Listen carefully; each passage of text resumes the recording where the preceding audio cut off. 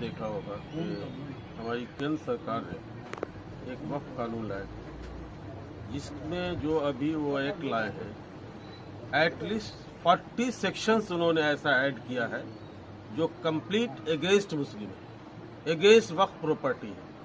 वक्फ का मतलब होता है फी सबीलिल्लाह।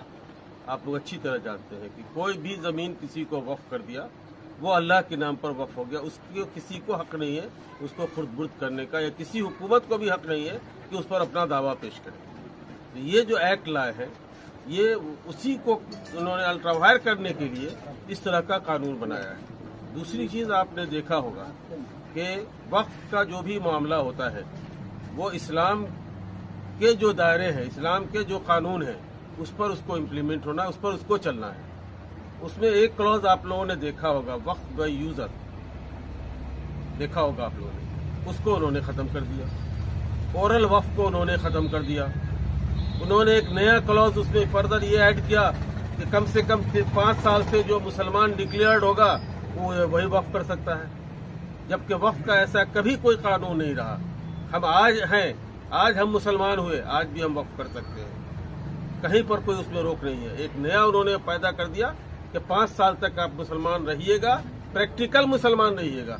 ये प्रैक्टिकल मुसलमान का परिभाषा उनके कहीं भी एक्ट में नहीं है। आप एक वकील हैं, वकील होने के नाते अभी तक सुप्रीम कोर्ट का जो भी जजमेंट आया है, भाजपा का एक बड़े लीडर सब, यहाँ तक कि उपराष्ट्रपति जो है उनके जजमेंट का विरोध कर रहे हैं, क्या कहना चाहेंगे? देखिए, हमारे उपराष्ट्रपति या भाजपा के जो भी लीडरान हैं, उनको लगता है कि कॉन्स्टिट्यूशन की पूरी जानकारी नहीं है। आप सही सवाल पूछ लीजिएगा। एवरी एक्ट जो पास होता है आपके पार्लियामेंट से, उसकी सुनवाई सुप्रीम कोर्ट कर सकती है। धनखड़ साहब खुद वकील रह चुके हैं, उनको इस बात की जानकारी होनी चाहिए कि कोई भी डायरेक्शन सुप्रीम कोर्ट कहीं भी दे सकता है। उन्होंने एक सवाल उठाया है कि प्रेसिडेंट को और जो है सो गवर्नर को कोर्ट डायरेक्शन नहीं दे सकती है। ऐसा कहीं कानून में, कॉन्स्टिट्यूशन में कहीं बात नहीं है कि डायरेक्शन नहीं दे सकती। अच्छा, वक्त के जितने भी 74 वहाँ पे PLI दाखिल हुए हैं, जी मैं आपको बता दूं, वकील जो होता है वो अपने क्लाइंट के मैटर को प्ली करने के लिए होता है।